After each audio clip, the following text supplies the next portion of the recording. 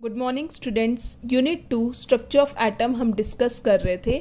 हमने last lecture में discuss किया था डिस्कवरी ऑफ इलेक्ट्रॉन्स, प्रोटॉन्स और न्यूट्रॉन्स के बारे में हमने डिस्कस किया था। In today's lecture we will discuss J Thomson model of atom, फिर उसके बाद हम रदरफोर्ड मॉडल ऑफ एटम के बारे में हम डिस्कस करेंगे। नाउ स्टूडेंट्स, जे थॉमसन ने प्रपोज करा कि जो एटम जो है वो एक पॉजिटिवली चार्ज स्फीयर है जिसके अंदर एम्बेडेड है इलेक्ट्रॉन्स। ये इलेक्ट्रॉन्स इतने सफिशेंट हैं कि वो न्यूट्रलाइज कर सके पॉजिटिवली चार्ज्ड। जे थॉमसन ने अपना मॉडल वाटरमेलन मॉडल के साथ कंपेयर किया कि जैसे वाटरमेलन में जो रेड कलर का पोर्शन होता है वो क्या है, पॉजिटिवली चार्ज स्फीयर है, और उसके अंदर जो सीड्स होती हैं वो क्या है, इलेक्ट्रॉन्स हैं। लेकिन ये मॉडल जो है वो फेल हो गया क्योंकि वो स्टेबिलिटी ऑफ एटम के बारे में डिस्कस नहीं कर पाए। तो नेक्स्ट मॉडल आया रदरफोर्ड मॉडल ऑफ एटम, जहाँ पे डिस्कवरी हुई न्यूक्लियस की। तो उनका ये एक्सपेरिमेंटल सेटअप था। ये एक ब्लॉक ऑफ लेड है जिसमें इंक्लोज था रेडियम। ये एक स्लिट लगाई गई ताकि एक फाइन बीम आ सके। ये ZnS zinc sulphide screen, circular screen, और ये हमारा क्या है, थिन फॉइल ऑफ गोल्ड। तो रदरफोर्ड इन 1911 उन्होंने परफॉर्म करे कुछ स्कैटरिंग एक्सपेरिमेंट्स जहाँ पे उन्होंने बॉम्बार्ड करा thin foil of gold with alpha particles. Now students, अब हम ये डिस्कस करते हैं कि अल्फा पार्टिकल्स का सोर्स क्या था।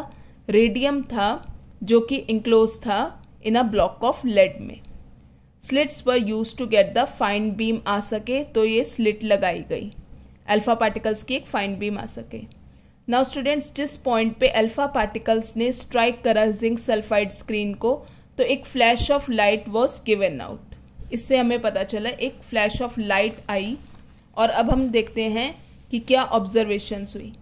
कुछ जो अल्फा पार्टिकल्स हैं वो पास हो गई through the foil without undergoing any deflection. उनमें कोई भी डिफ्लेक्शन शो नहीं, वो सीधी चली गई थ्रू द गोल्ड फॉइल।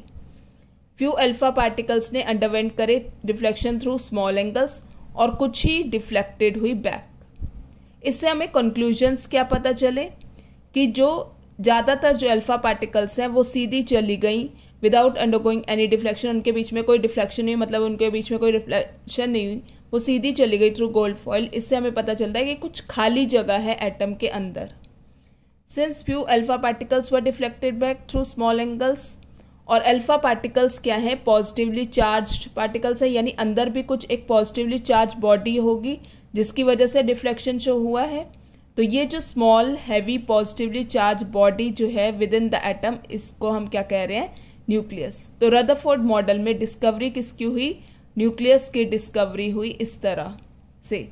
लेकिन ये जो मॉडल है वो भी फेल हो गया। उसके कुछ ड्रॉबैक्स थे कि जो स्टेबिलिटी ऑफ द एटम के बारे में डिस्कस नहीं कर पाया, इसलिए मॉडल जो है वो फेल हो गया, रदरफोर्ड मॉडल।